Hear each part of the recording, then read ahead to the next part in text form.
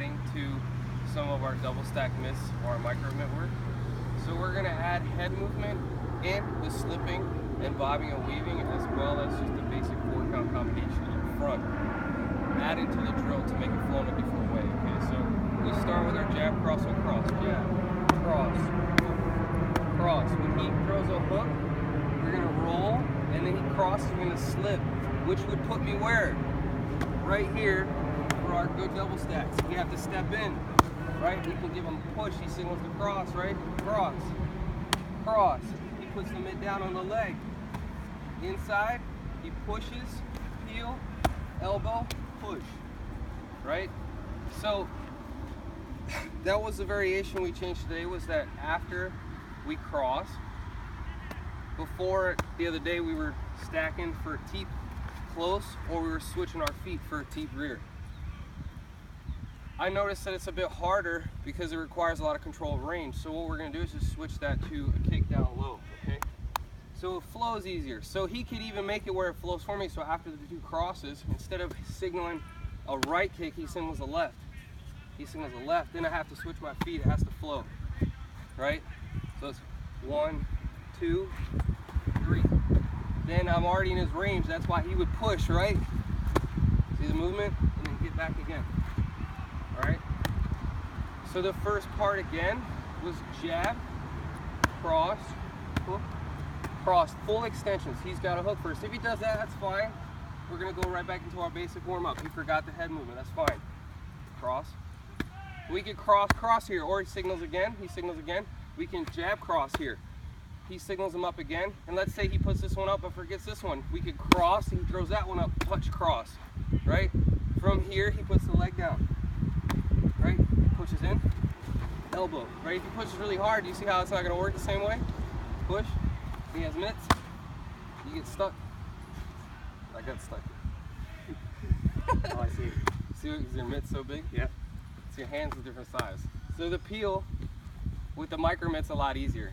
With a big mitt, you got to make sure it's really well done. So a lot of times that's why people cheat it. When they see the mitt coming, they start out here. But we need this to be a defensive response. We need this to be a peel to smash in, making this happen at once. Okay? Remember, it's supposed to be jab cross, hook cross, then you hook cross, right? So basically we can get important defensive movement, head movement, and footwork all within our hands, using kicks and elbows and everything. When we get better with this, it doesn't have to be jab cross, hook cross, so to speak. We could change it, right? We could throw this into an elbow, right? We could throw this into an elbow, right? Give him distance, he crosses, boom, so boom, right? Down low, right? He pushes in, back in again. Make sense? A couple things I want to point out that they were doing. This is for everybody, learning principles. Come a little closer because you don't need to see my feet or anything right here.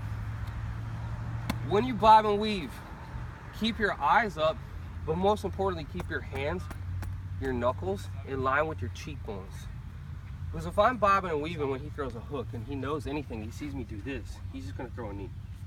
So my defense is forearms up, cheekbones or crest of the skull. I usually in a fight, well, you'll see your hands lower, so my reaction is usually cheekbones. And because I'm probably going to come low and fire, right? A lot of people don't think about striking legs. It's a really good way to deal with people because it surprises the shit out of them, right? And it hurts. You ever been dead leg? So when you're slipping or bobbing and weaving, it's just small head movement. So just enough. It doesn't matter if he clips the top of my head. That's a glancing blow with his bicep. Probably hurt him worse than it hurts me, right? Well, it will. And then it gives me less time, meaning faster reaction time to the counter, right? When he crosses, it's not just lean your head, okay? A lot of people, when they slip, it doesn't work, because if he crosses and pulls and I'm just leaning my head over, I have no balance, no stability. He could just pull me right over.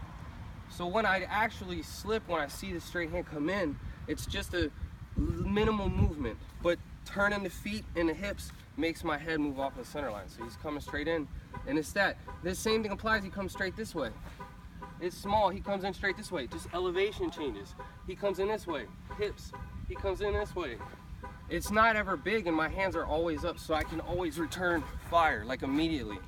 So we want our slips and our bottom, we used to be small, so that we can trap. And so that we learn how to close range. If he crosses, and I know how to slip really well, I can get really tight. This overhand right is just destroying floating ribs. And the liver's back there. Not fun, okay? So that was one thing I want to talk about. The other thing is, when you're throwing these two-handed strikes, it seems counterintuitive at first. When you start to feel it, you understand why. Because what's really happening is, if I hit him, just we take these mitts off. Here's a better example. And we'll turn this way. If I hit him, let's say I slip his, he's stepping in his jab, and I slip his jab, and I'm boom, right? And then I throw a body shot. His next reaction is going to be what after he gets nailed? To cover, right? Gonna snap down and cover. So then this is, so what this two-part warm-up is teaching you is to go, pop, you get an opening, boom. He comes here, he's gonna cross, right? Boom, you get an opening, he drops down again, then this is the cross, right? He now at this point, he's on the back pedal. That's the whole point of this, is this devastating force to create openings. If I hit him really hard here, he's gonna pull down, giving me this. If I add my traps in, if I add this part, the cheating part, now I have a parry. So if he's gonna throw this, he's already getting countered, right? Make sense? So, slip in tight. Don't cock your hands down here when you double. So this is what I was seeing. Both of you like to do this. So you'll go, not here. Okay, up. It's gotta stay here. Don't be doing this. Right?